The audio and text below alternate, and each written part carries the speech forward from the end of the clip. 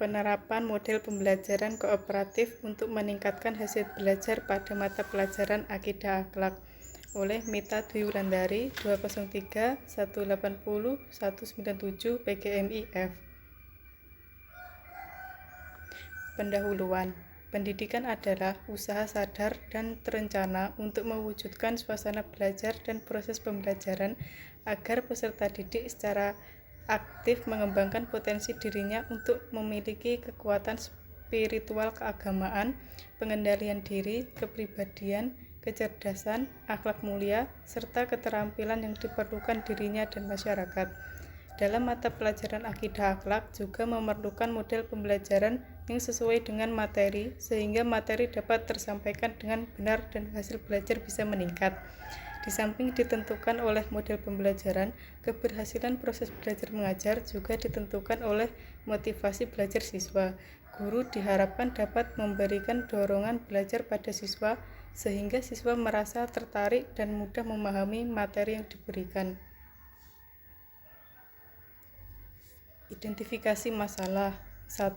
Kurang tepatnya model pembelajaran yang digunakan oleh guru dalam penyampaian materi pelajaran Akidah Akhlak.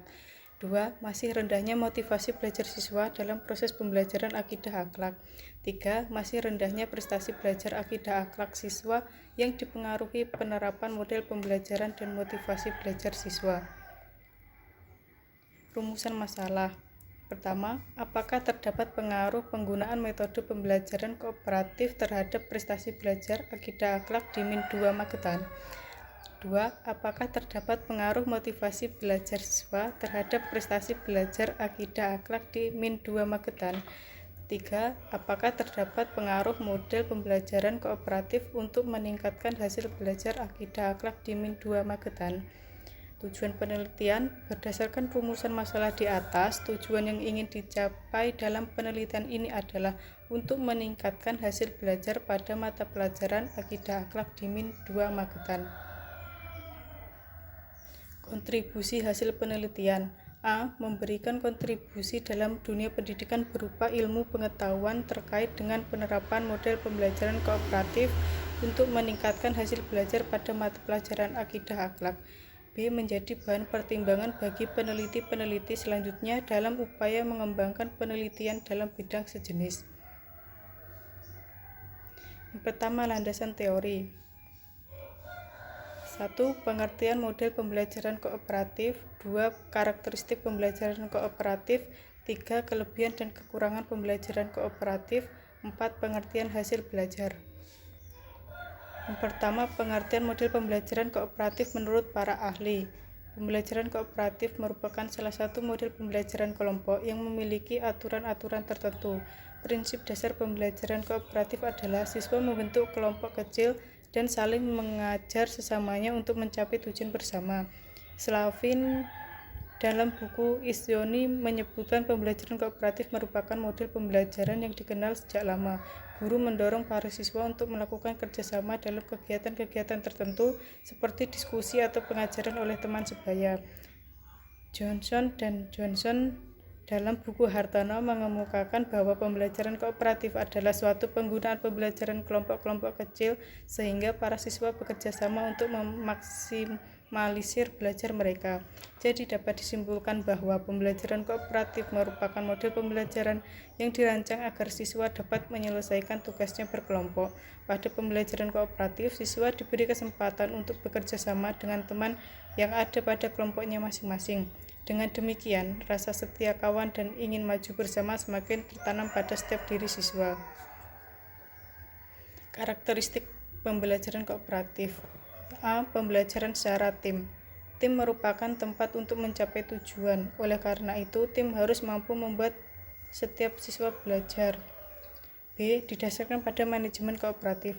Pembelajaran kooperatif memerlukan perencanaan yang matang agar proses pembelajaran berjalan secara efektif. C. Kemauan untuk bekerja sama.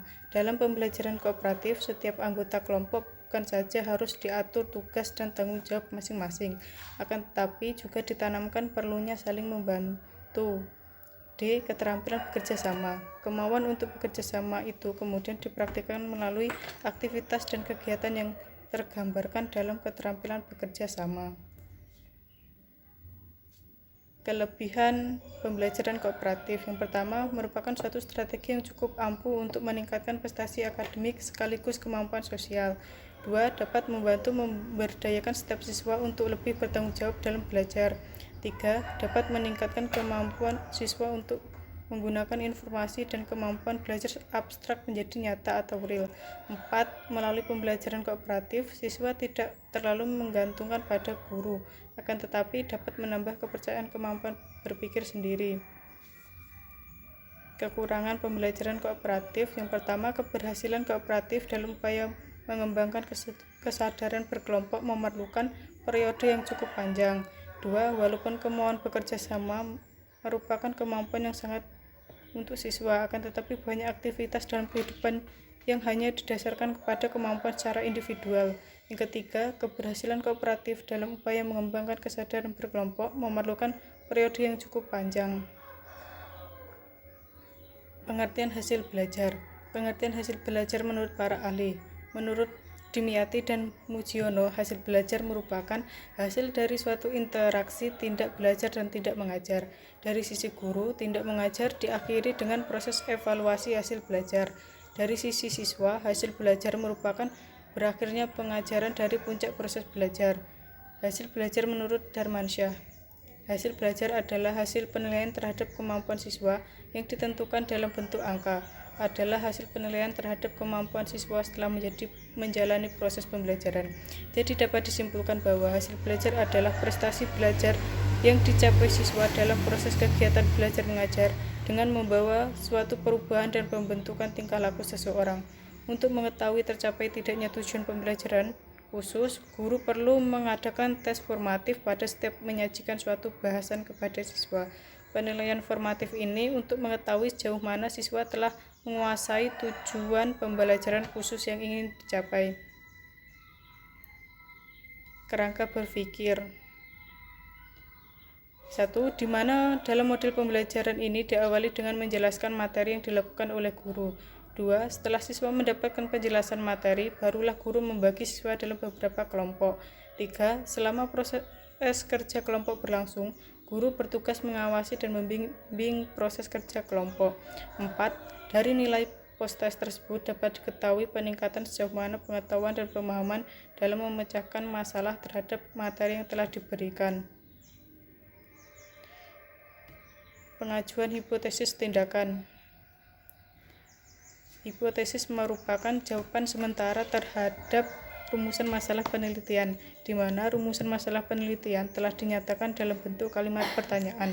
Dikatakan sementara karena jawaban yang diberikan baru didasarkan pada teori yang relevan, belum didasarkan pada data empiris yang diperoleh melalui pengumpulan data. Jadi hipotesis juga dapat dinyatakan sebagai jawaban teoritis terhadap rumusan masalah penelitian, belum jawaban yang empirik dengan data. 1. Terdapat pengaruh model pembelajaran kooperatif terhadap prestasi belajar mata pelajaran akidah akhlak di Min 2 Magetan. 2. Terdapat pengaruh model pembelajaran kooperatif terhadap motivasi belajar siswa mata pelajaran akidah akhlak di Min 2 Magetan. Yang ketiga, terdapat pengaruh model pembelajaran kooperatif terhadap hasil belajar mata pelajaran akidah akhlak. Terima kasih.